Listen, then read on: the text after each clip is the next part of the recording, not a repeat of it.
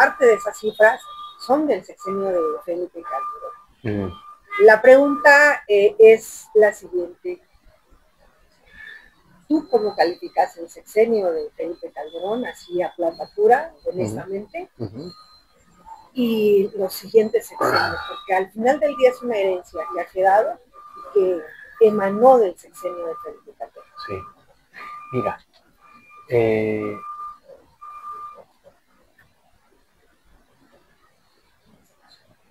todos los presidentes tienen aciertos y tienen desaciertos.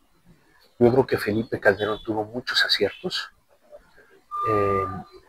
Creo que un no acierto fue lanzarse con la mejor intención a una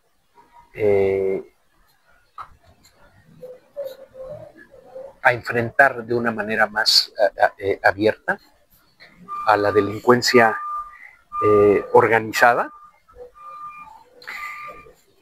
sin tener la preparación suficiente desde el lado del Estado para ese enfrentamiento.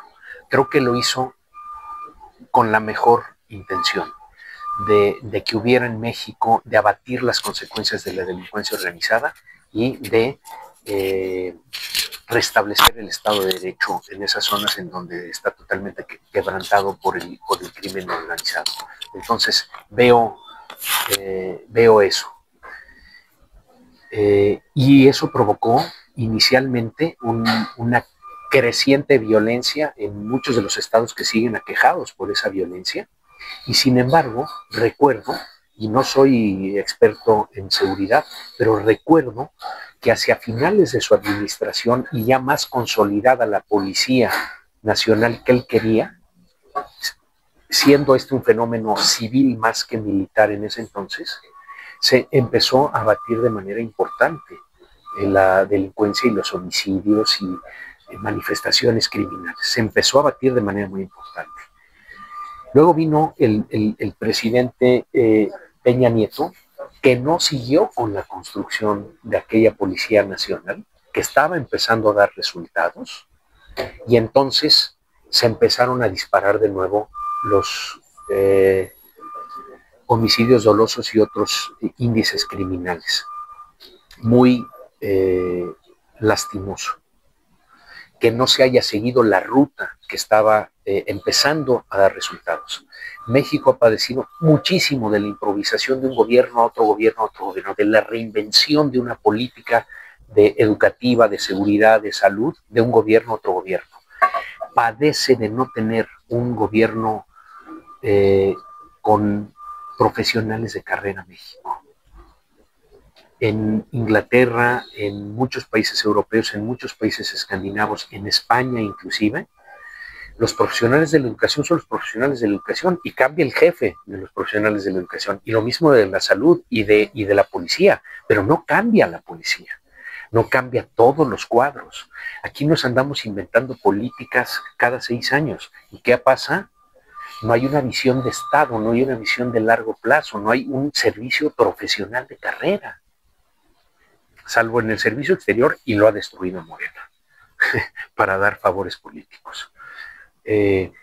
Entonces, es muy lastimoso que cuando empieza a dar resultados una cosa, llega el siguiente presidente Peña Nieto, lo descarta y entonces se dispara de nuevo el problema. ¿Y qué decir de López Obrador? Que se inventa abrazos, no balazos. Y entonces sí, lo que ya estaba muy bien problemado hace así, ¡pum! 202,000 homicidios, muchísimos más que Calderón, muchísimos más que Peña Nieto.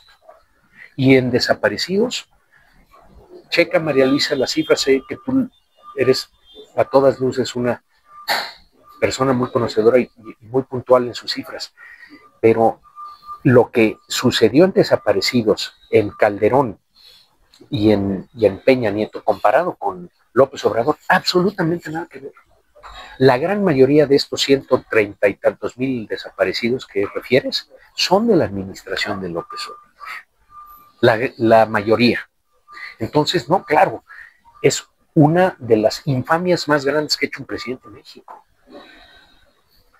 soltar al crimen organizado, pactar con el crimen organizado. ¿Cuántas veces fue el presidente a Badiraguato? ¿Qué hacía en Badiraguato? ¿Qué le esperaba en Badiraguato? ¿Qué platicó en Badiraguato? No, una cosa ya, ¿me entiendes? Lo llevó a un extremo de ineptitud y de corrupción gigantesca.